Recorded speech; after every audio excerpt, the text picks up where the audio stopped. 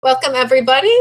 You're here with us at School Psych Podcast, and we're excited to be talking about trauma tonight. There might be a little bit of confusion. We had initially scheduled GoZen to be here with us to talk about anxiety, and there was a last-minute kind of scheduling conflict. So we've kind of said, but I think we've got a really great topic, and we're looking for some good participation from everybody.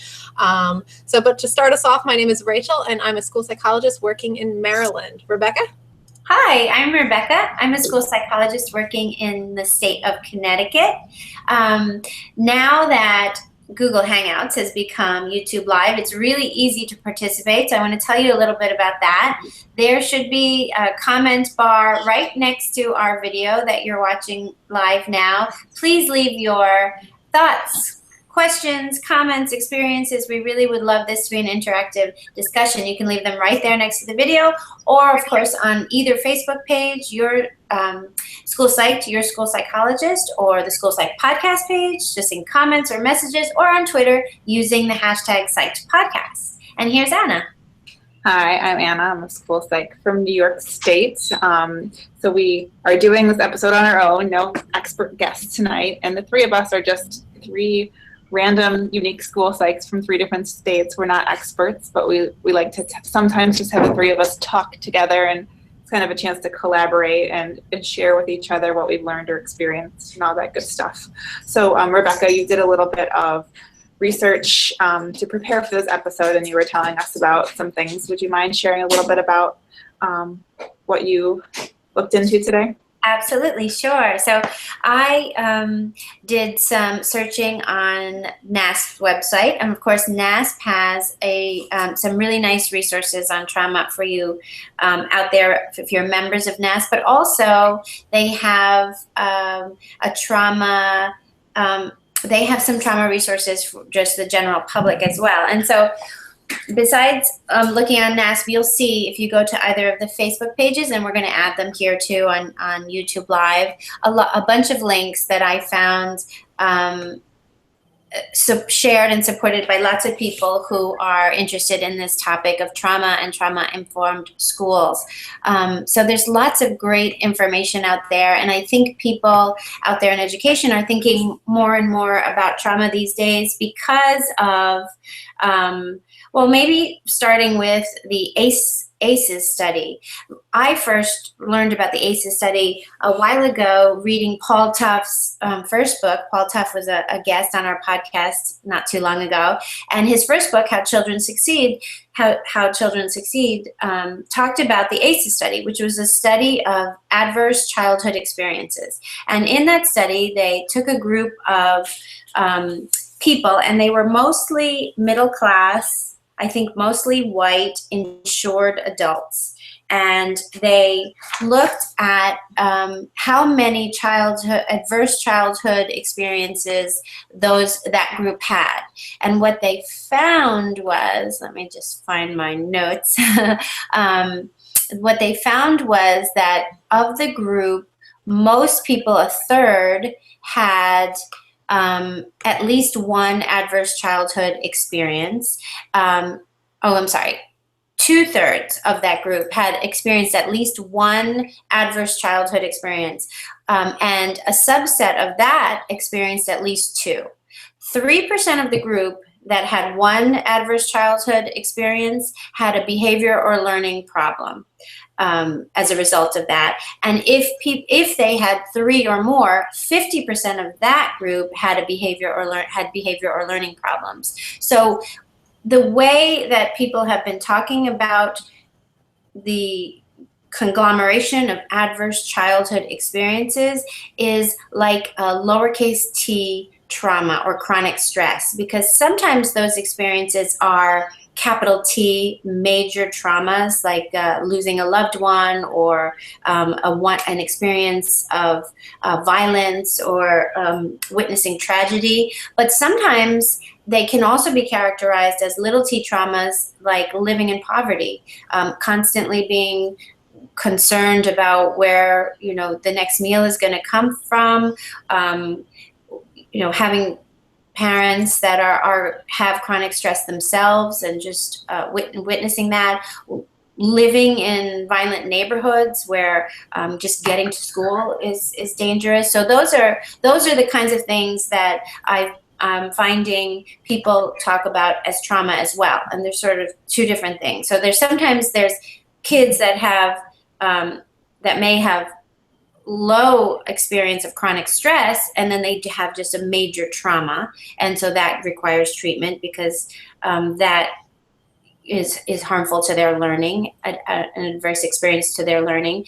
But sometimes it's just they have this chronic stress, and it's just these small things that undermine their nervous system and their ability to learn. Because what happens in chronic stress or little t trauma situations is that the endocrine system is affected, and so kids are in a constant state of fight, flight, or freeze, and so they can't learn as well. And what I think sometimes typically happens is that kids that are externalizers, that because of their experiences, they have behavior problems that are external to them, that the schools have to address them in some way. They might receive evaluation and supports. But kids that have that chronic stress, that have internalizing disorders, or internalizing behaviors, they may not ever get treatment, because that kind of stress and that kind of trauma is fairly invisible.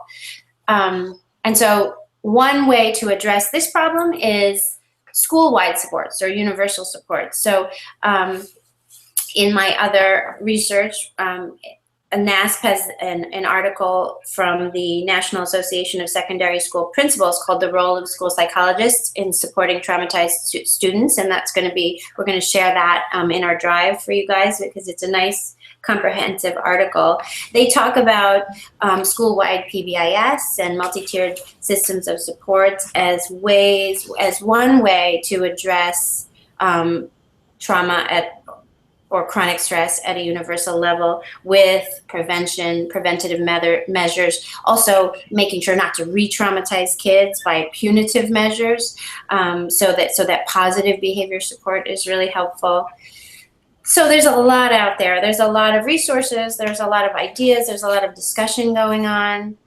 What have you guys found as we've been discussing, having this conversation? I feel like I've been talking forever now. I reflected back, and I was thinking, like, grad school. How prepared was I? How much did I know, back in grad school? And I want to hear about how you guys felt, just, without having a lot of interaction with kids. I remember one class that focused on trauma, and it was taught by, I think, a sociology professor who was pretty, like, absent-minded and all over the place. And I really didn't feel like I got a lot out of that class. What was your experience with trauma in grad school?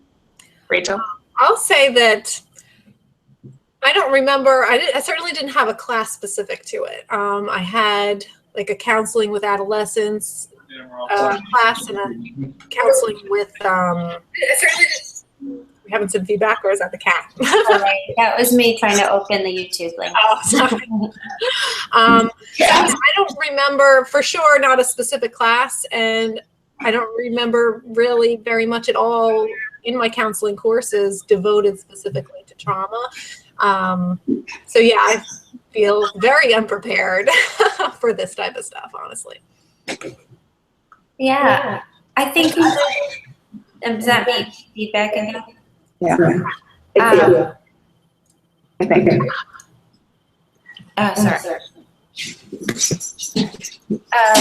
I feel like we spent a lot of time talking about PBIS in my program, and multi-tiered systems of support, and anxiety and depression and chronic stress and post-traumatic stress disorder. So more like sort of specific diagnoses and specific problems that need to be found and supported in school. But I don't remember talking specifically about treatment for trauma for children, as a specific course or a specific subject. So yeah, and one of the other things that I'll mention really quickly that I found was the recent lawsuit that was filed in 2015 in Compton, California, the Compton Unified School District. And part of that lawsuit was talking about this chronic trauma that kids face, but just living in this very impoverished area, very violent area. Not only does the school want some kind of support for these kids that are maybe not necessarily in the special education system, that have not been identified as special education students, they also talk about the teachers themselves, because teachers are tasked with identifying kids that have experiencing trauma, and they say without adequate training, resources, and supports, all school personnel could be susceptible to secondary traumatic stress. And so I think that is a real problem, that if we're in these schools where kids are facing these, high ACE scores or traumatic stress at levels that we're not sure how to identify, or we're not prepared, trained. The adults themselves are suffering from that as well. So I thought that was interesting in the lawsuit, and an interesting problem to address as well.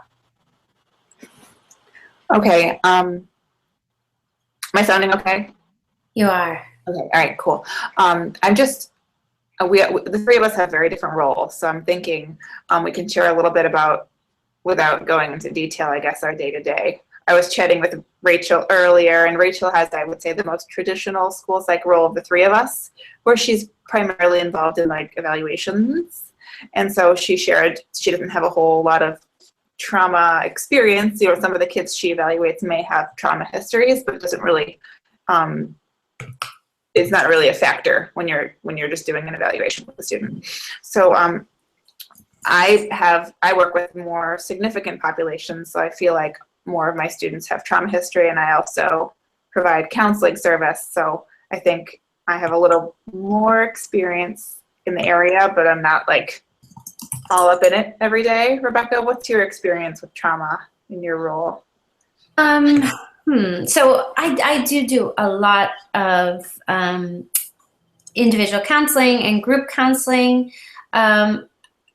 I work in a high SES school, and so it's a unique role in itself. It's a private school, and so I have experience in counseling, and so individual students have lots of different life experiences that inform their counseling needs. Mm-hmm. But yeah, so I'm really interested in the topic. I think that the state of our schools, our public schools in general, could use. I really like the concept of trauma-informed schools, because if we know what we're looking for, we can catch the kids that may otherwise be missed, with the right kinds of supports. I think PBIS is so helpful. Punishing a child who can't pay attention because of their situation at home, it can be so negatively impactful that if school personnel were more aware of how traumatic experiences play out in a normal school day, I think our kids would be so much better off in general. So I don't know if that answers the question, but no, it was a good vague answer, and I know to be cautious about what we say, of course. Yeah. Since we have a lot in the world. So I am a member of a crisis team where I work. So I've been through some very crisis specific training. In my county, they have something called a Consortium for Trauma, Illness, and Grief. So I've been through a year-long, once a month training thing through that. And I got to go to this awesome in-service, I don't know, but conference, whatever you want to call it, day where I got to hear this person speak this fall. And it was just great. I walked out of there, talking about trauma and resilience, but feeling really inspired, which was cool because trauma is kind of depressing, talking about this stuff is not fun. So I don't know, I felt hopeful, which was cool. So I wanted to share a little bit about my recent professional development experiences. Okay, I'm gonna screen share. Let me know if it's like looking right and stuff. Okay. Since I'm a screen share phobic, I think last time I did this, I got kicked out of the entire thing. So that was not fun. So far, so good. Trauma. Yep. Yes, very good. Okay. So my crisis team did a book study where my organization bought a whole bunch of these books, 20 or something, and all of us got to read it. This is the book called Fostering Resilient Learners, Strategies for Creating a Trauma-Sensitive Classroom by Kristen Soares and Pete Hall. Kristen is a mental health counselor, and Pete Hall is an administrator. So it's an ebook, about 14 ebook or paper. It's about $25. So I read this and it was very cool. This book is aimed at people in education, but at the end of each chapter there's always reflective questions where you can think and really just take the time to think about what you do and think about students. And it would be awesome for any teacher who's working with kids with trauma. I would highly recommend it since it's mostly focused on the classroom. But really, we don't know our kids' experiences. We don't know their deepest, darkest histories and backgrounds. I mean, we know some things. We know what's in their file. We know it's been disclosed, but we don't know everything. We don't know who's in jail and who's not. You know what I mean? There's just so much that fostering resilience in general, regardless of trauma, is such a good thing because no matter what ACE score a kid has, they could work on being more resilient. The second thing I went to was this was the conference I was talking about through the Consortium for Trauma, Illness, and Grief. Ken Ginsberg is a medical doctor. He works in Pennsylvania, this place called Covenant House. He works with homeless youth who have ACE scores of 7 or 8, kids with really a lot of trauma, in bad experiences. And so that was the thing I left feeling hopeful, which was awesome. So Rebecca already went over this. These are just some of the ACEs that people experience, and they have a bad impact on our brain and also increased health risks. So I want to I have all these random slides that I just want to share what I've learned because it was awesome. So I'm just going to kind of ramble on and go through this. Sound good? Yes, please do. Okay. So obviously we don't want to trigger trauma. We are a school, we're here for education. We're not digging deep and focusing on the trauma in a CBT therapy. We are, focused more on the education and just the child's day as mental health people, not on really working through whatever, break they experience, that kind of thing. So there's a lot of outside referrals for really digging into trauma. So we have to make sure we don't accidentally trigger students, though. We have to listen, we have to build trust, be calm, have boundaries, and know our own buttons. Don't touch kids, give them space, and don't focus on the trauma. What I learned was kids who need us the most might push us away. They might withhold rewards, push our buttons. The ones that need the most love show it to us in the most horrible ways sometimes. And kids who've been through it, been through a lot of trauma, bring a lot to this world.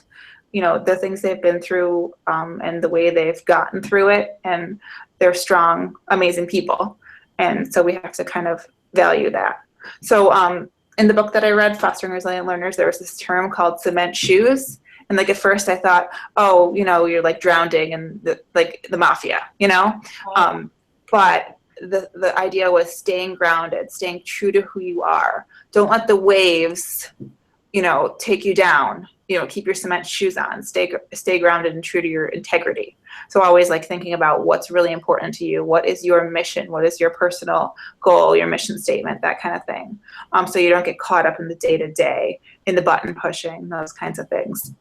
The other cool thing from that book was staying out of Oz, don't let the tornado, the behavior, the experience sweep you away. I thought that was a cool idea, just being self-aware enough to not let things take you over. They use the terms upstairs and downstairs brain, which I thought was really cool in talking about the stress response of going into our downstairs brain, and the upstairs brain being our like prefrontal cortex, being able to think and reason. So we need to try and stay in our upstairs brain so we can stay calm, and we need to breathe, and we need to try to avoid getting agitated like our students are, and we need to help them recognize that they are going to their downstairs brain sometimes, that they are out of control, that they're experiencing a stress response and they're not thinking clearly and stuff. So I thought that was a cool concept that I want to like teach my own students. Remembering it's not about you is good, because a lot of times it feels personal, and they also are pushing to keep the expectations high. Like, don't do it for them. Kids live up or down to our expectations. So, saying, hey, let me do that for you is like the worst, pretty much. Which, I don't know, like as a helper, I always want to help kids. Sometimes I have to like stop myself from literally helping them, with tasks and stuff. So I thought that was helpful. Self-care, which we did that episode on work-life balance, so I won't go into that too much, but they suggest, loving yourself, having me time, pushing yourself and challenging yourself, and focusing on what you're grateful for. Love, love, love. Like, I don't know about you guys, but I just literally love the kids I work with.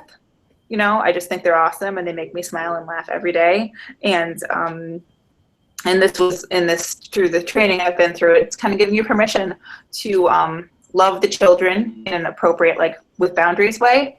The quote that I loved was, love is seeing someone as they deserve to be seen, as they really are, not through the lens of behavior they have sometimes needed to display. I thought that was really cool. I like that. Yeah. So relationships matter, be safe and available, view them as the person they're meant to be flexible, widen your vision, don't get so focused on the problem, like use your peripheral vision, and view them as they might be forever changed, but they're not forever damaged. Another quote from the book was, every thorn has a rose. So like being graceful and not letting the little things, the thorns, trip you up. Like, remember there's still a rose there. Don't let fear take you over. Don't not act because you're afraid like so-and-so's mom's going to flip out on you or something. Do what you feel is best, even if there might be some conflicts along the way. There's this cool idea called the cookie jar idea from Fostering Resilient Learners. It's about praise. And like Rebecca, I know you're all about the growth mindset, and they do like recognize it's better to praise kids for their effort. Like, there's certain compliments that like go farther than just like a "you look beautiful today" kind of compliment. So they did stress like helping, praising kids is good, but we also have to praise ourselves and like give ourselves praise, and like don't be too focused on other people giving us praise, but learn to like praise yourself too, which was really a nice idea, and teaching kids to accept praise in ourselves as well. So there were some tips that are more counseling specific that I've put together from my reading and my professional development. It's okay to be not okay. Like, where they're at, it's okay. This is where they're at. Ask questions instead of lecturing, which I need to work on myself as a parent. I think I lecture my own child more than I lecture students, but lecturing is something that doesn't work in a counseling relationship. Have you guys heard of the term paper tigers? Remind me. I feel like I have. Okay, so like, how our body, go back like 100 years, right? People like lived out in the wild. More than 100 years. Before, long ago, like tigers were a real danger. Real tigers. If you were out in the jungle and a tiger came up behind you, your body would have a stress response, the fight or flight, right? And that would make you survive. So that anxiety helps us as a species, right? But now there's paper tigers, right? There's, a flashback of our thoughts. There's anxiety about, speaking in front of people. There's all sorts of paper tiger things that are not real dangers, but that trigger the same response and make us freak out, release cortisol and all those things. So helping kids distinguish like you are safe versus you're not safe. It's also something they recommend. I love that paper tiger. Like, is this a paper tiger or is this a real tiger right now? Like, teaching kids that there's a difference. And I just like that analogy. Educating kids in their upstairs and downstairs brain. There's this other very specific counseling related activity that Ginsberg recommended. Having kids draw like a house with rooms, or like a Tupperware container with like, where you separate it into little lines, like little cubes, little boxes of little bits of food in each section. And the kids fill in each room of the house or each section of the Tupperware container with their stresses, with their worries. And they fill it in and draw it out. And then you only focus on one box or one room at a time. So because it's like it's like a tornado. It's overwhelming when they think about all the stuff going on in their life. And in counseling, you can't tackle everything at once, but tackling the one thing, tackling, I can't keep up with my homework, one small stressor, one little piece of the room of a house or piece of the container, it makes it more manageable. So I thought that was a cool like visual for seeing their problems. And it also could be a way to get kids to open up and write out a lot of what's going on in their life and stuff like that. Yeah, that's great. It reminds me of the DBT house. Have you guys ever seen that? It's I can try to link it. It's similar, but the rooms have sort of special categories. So there's sort of the foundation. Yeah. Those are sort of maybe the bigger, more predominant things you want to work on, or problems, or paper tigers. And then as you go up, they're sort of more like deeper, higher level or deeper level worries. But I like that. And all of those tips remind me of DBT skills and CBT skills, like catching your thoughts and your self-talk, and helping kids to even before they recognize whether it's a paper tiger or a real tiger, to recognize maybe what they're saying to themselves and how does that make them feel, and so that they can then see that maybe it's a paper tiger. Mm-hmm. So these are just a list of recommended coping strategies from Dr. Ginsberg, and he actually has a resilience text that's available for purchase that we got to hear about. So these are some strategies he recommends teaching kids and working on with kids.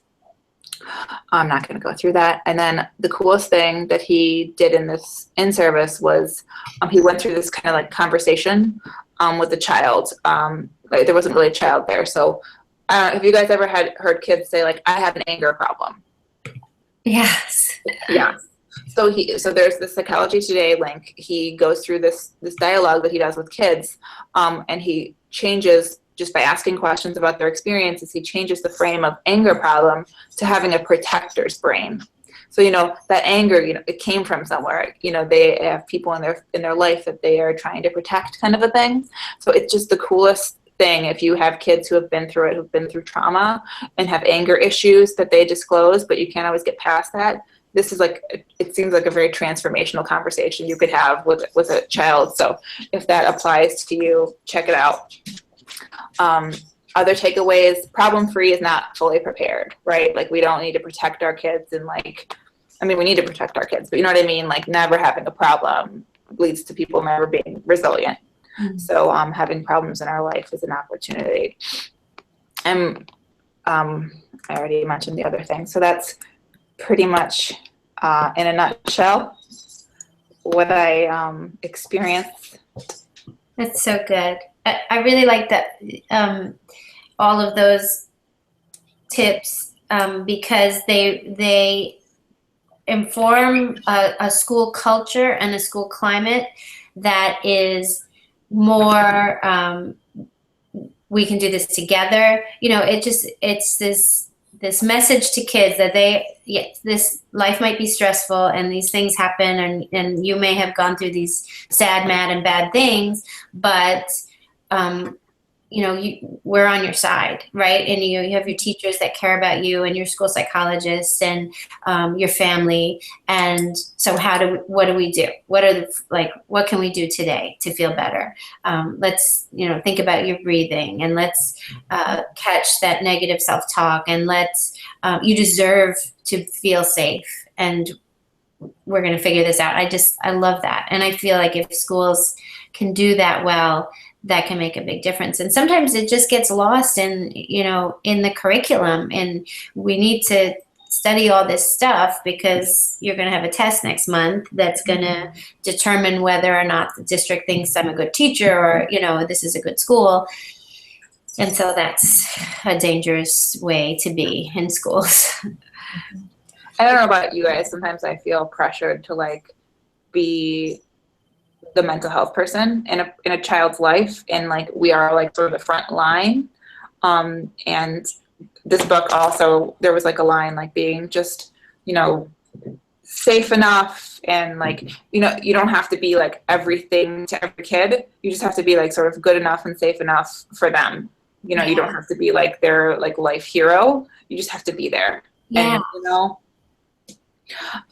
I love that. I'm not going to remember who said this, but it really stuck with me. So I'm going to quote someone that I can't remember. But he was talking about policies and programs. And the question was, which are the best, to help our kids, which are the best programs and interventions and policies and curricula.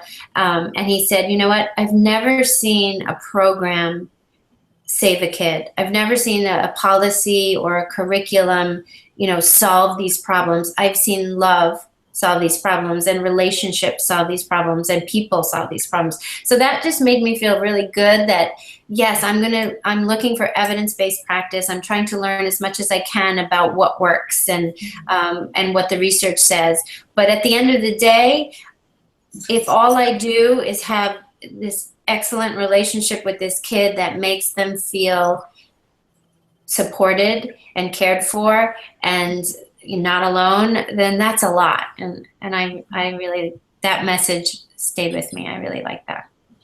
I like that too, and that makes me feel better, because sometimes at the end of the day, I'm kind of like, I feel ineffective. But I know, though, that I think that the kids that I do see for counseling do see me as, somebody that they can hopefully trust and rely upon and stuff. So hearing stuff like that makes me feel a little bit better. So good. I wish I could remember who said it.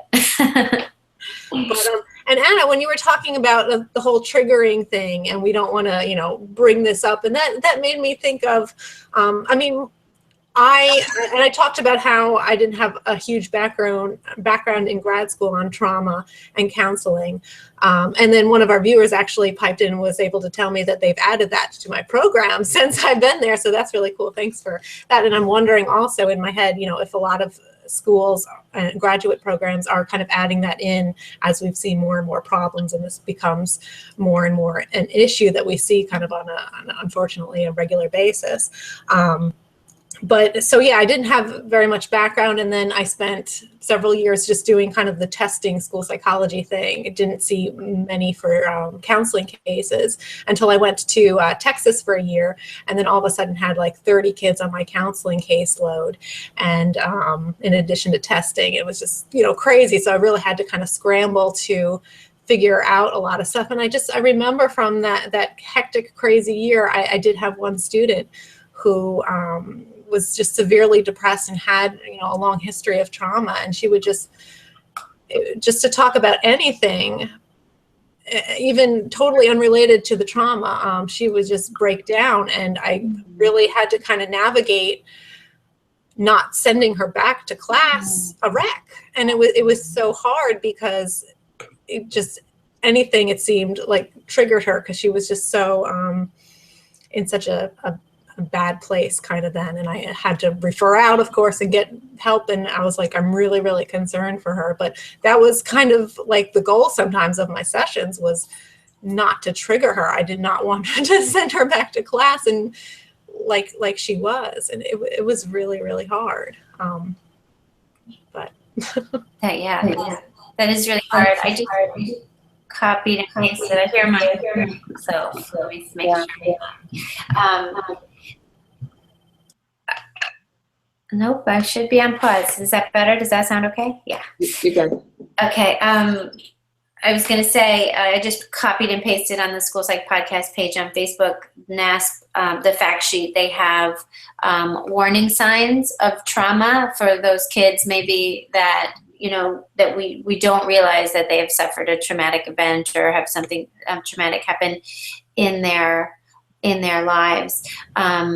So but that's like the big T traumas. And I think what often happens for those kids when we find out that, or when it's obvious because these warning signs come up and we're able to say something's going on with this child, is they do get referred out for, it's maybe we, in my role, I am able to work with, outside providers, mental health providers, and other kinds of treatment opportunities outside of school, and try to bring in some of the practice or the reinforcement of skills that they've learned outside into school. But that doesn't maybe necessarily happen in every public school. When kids get referred out for treatment, it's like they go out, they get treatment, they come back, and they're almost put back into a tier 1, right? It's not like that they have anything that says they need continued care in school if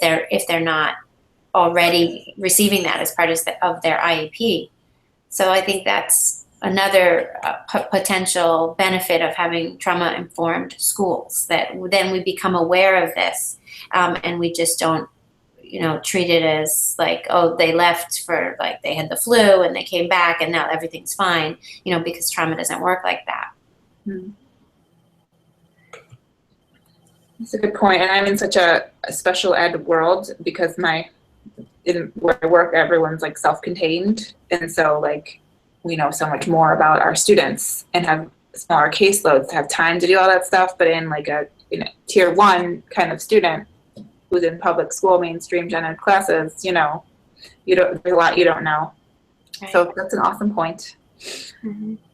And there's got to be so much that we really don't know. I knew a kid and nobody thought anything was wrong, and then something kind of hit the fan and it's a huge news story, and we're like sitting there thinking, oh my goodness, I can't believe that this kid was going through this and living this, and nobody really had any clue. So it's scary just to think about, we often know some of, oh, this kid went through this and this kid, and we can address that, but just the amount of stuff that's going on to these kids that nobody really knows about is scary. Yes. So I'm going to throw one quote out there because I think we're probably wrapping up. Another quote from my conference I went to was they come for the content, but they change because of the context. So we provide that context to support them. And just wanted to quote something positive. Any final thoughts? We have a drive on Google Drive full of resources, documents. Rachel's baby pet project is amazing. So there's going to be some resources in there. So please check it out under the Impressum link on our School Psych podcast page. You can find the link to the Google Drive. So like us on Facebook and check it out, and you can email us resources you want to add to the drive. We're better when we work together. So everything is welcome. Yeah. Absolutely. And thank you for your comments. I've been trying to follow along on the YouTube channel, and for our viewer that said she has some trauma training, if you have anything you'd like to add to the drive, or a PowerPoint or any resources, please email or message us, because that's what makes the drive so great. We've had so many great contributions, and we're looking for more. So thanks for that. Before we wrap up, I did want to mention, I think we talked briefly before that NASP is getting together kind of Twitter chats and whatnot. So I know that there's one planned coming up on Wednesday, and Rebecca and I are going to be involved and hopefully set to kind of co-moderate, which is a little bit scary because we're not really huge Twitter people. So it might be a train wreck. Yeah. So we need you. In other words, we really need you. But it should be fun. Yes. Even if it's kind of a good laugh in how not to do a Twitter chat. Yes. But, so Wednesday, I think 9 o'clock, right, Rebecca? I believe so. And we will definitely post more information as it's confirmed, but I'm pretty sure, and we'll be using the hashtag NASP Advocates, as well as I I think we'll be talking about School Psychology Awareness Week. So we'd love to hear from you, your experiences, for what you do that week, what is helpful, resources, and we hope to be sharing a lot of that as well. So look for us on Twitter. This is our first attempt at getting really Twitter savvy. I've already messed up a couple of chats before, but this is the first time that I've had actual sort of training, so I may not. I'm confident that I might be okay. Good luck. Thanks, everybody. Okay, good night. Bye.